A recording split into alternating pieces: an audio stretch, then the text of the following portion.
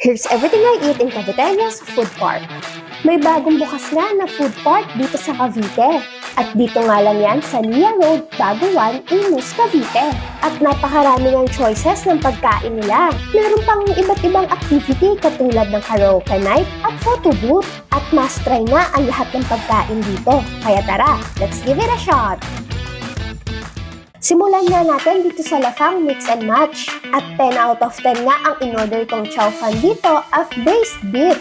Sobrang sarap ng chow fan nila at napakaraming choices ng ulam. Street food naman tayo. Grilled balot nga ang sinubukan ko dito at 8 out of 10 ang lasa nito para sa akin. Sa drinks naman, recommended ko itong Christina Fruit Shakes. 10 out of 10 ito para sa akin. For only 100 pesos, may fruit shakes ka na hindi tinipid sa ingredients. At meron nga din triple decker quarter pounder dito na 10 out of 10 ang rating para sa akin. Isipin nyo, 180 pesos lang is talagang mabubusog ka ng burger na to. Super overload Hungarian sausage. 9 out of 10 na ang rating nito para sa akin.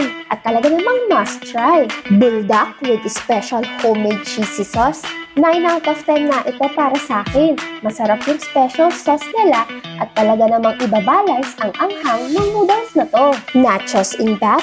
10 out of 10 nga yan para sa akin. Meron din silang special homemade sauce na talagang nagka-complement sa nachos nila. Present din ang tiramisu cake na trending sa food park na to.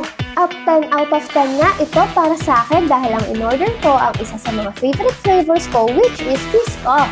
Siyempre, makakalimutan ba natin magkape? Nakita ko nga itong tiramisu at coffee dito sa loob ng food park. At 10 out of 10 nga rin ang rating nito para sa akin. May masarap ka ng coffee, may cake pa. Yan nga at marami pang iba dito sa loob ng Caviteños Food Park. Kaya bisitahin niyo na rin sila every Thursday to Sunday, 4 p.m. to 12 a.m. At i-follow nyo na nga rin ang Facebook page nila para sa napakarami pang activity katulad ng acoustic night at movie night. And this is your foodie passenger, Princess Miramo BR. And if you like more of craving and destination content like this, please follow me. And as always, let's give it a shot!